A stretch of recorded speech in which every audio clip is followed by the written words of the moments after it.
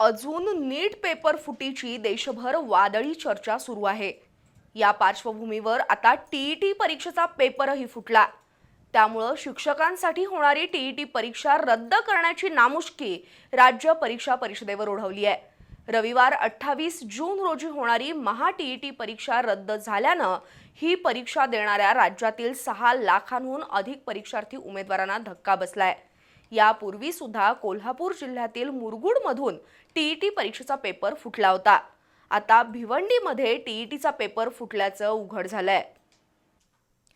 शिक्षक म्हणून नोकरी हवी असेल किंवा नोकरी टिकवायची असेल तर टीईटी परीक्षा उत्तीर्ण होणं अनिवार्य करण्यात आलंय। त्यामुळे राज्यभरातील शिक्षकांच्या दृष्टीनं टीईटीला महत्त्व आलंय। उद्या म्हणजे रविवार दिनांक 28 जून रोजी महाराष्ट्र राज्य परीक्षा परिषदेनं टीईटी परीक्षेचं आयोजन केलं होतं। त्याची संपूर्ण तयारी झाली होती। पण आज पहाटे ठाणे जिल्ह्यातील भिवंडी इथं काही व्यक्तींकडे टीईटी परीक्षेच्या प्रश्नपत्रिका असून त्याची चढ्या भावानं विक्री होत असल्याची गुप्त माहिती भिवंडी पोलिसांना मिळाली। त्यानंतर पोलिसांनी छापा मारून परीक्षा परिषदेच्या अधिकाऱ्यांना बोलावून त्या प्रश्नपत्रिकांची पडताळणी केली। त्यातून पेपर फुटीचा प्रकार उघड झाला। परिणामी राज्य परीक्षा परिषदेनं 28 जून रोजी होणारी टीईटी परीक्षा रद्द केल्याची घोषणा केली। तथापि परीक्षा परिषदेच्या यंत्रणेकडून ऑफिशियल नोटिफिकेशन आलेलं आहे। भिवंडी या ठिकाणी काही त्यांना पेपर फुटल्याची बातमी आलेली आहे आणि त्याचं व्हेरिफिकेशन परीक्षा परिषदेकडून झालेलं आहे। त्याच्यामध्ये पुढे अधिक तपास करण्याची गरज असल्याने परीक्षा परिषदेनं उद्या होणारी परीक्षा पुढे ढकलण्यात आलेली आहे आणि अलाहिदा परीक्षेची तारीख कळवण्यात येईल असं सांगितलेलं असल्यामुळे सर्व परीक्षार्थींनी आणि सर्व यंत्रणेने याची नोंद घ्यावी की उद्या 28 जून 2026 रोजी होणारी परीक्षा रद्द करण्यात येत आहे।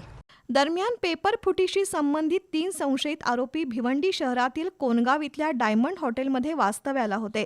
पोलिसांनी तिथं छापा घातला पण ते तिघे पसार झाले होते। त्यानंतर पोलिसांनी सहार विमानतळावरून त्या तिघांच्या मुसक्या आवळल्या।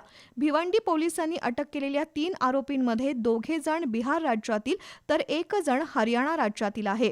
1.5 कोटी रुपयांमध्ये या पेपरचा व्यवहार ठरला होता।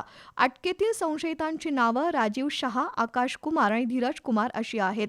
तर मुख्य आरोपी फरार असून या पेपर फुटी मागील मास्टर माइंडचा पोलीस शोध घेत आहेत। अटकेतील या तिघांकडे 4 paper set, mobile SIM card, debit card मिळाले आहेत। रविवारी कोल्हापूरसह राज्यातील 37 शहरात आणि 1028 केंद्रांवर टीईटी परीक्षा होणार होती। त्यासाठी संपूर्ण राज्यातून 6,128,000 उमेदवार बसले आहेत। पण शिक्षकांसाठी होणाऱ्या परीक्षेचे पेपर फुटले जातात आणि त्यासाठी लाखो रुपयांची बोली लागते। हा अत्यंत गंभीर प्रकार आहे।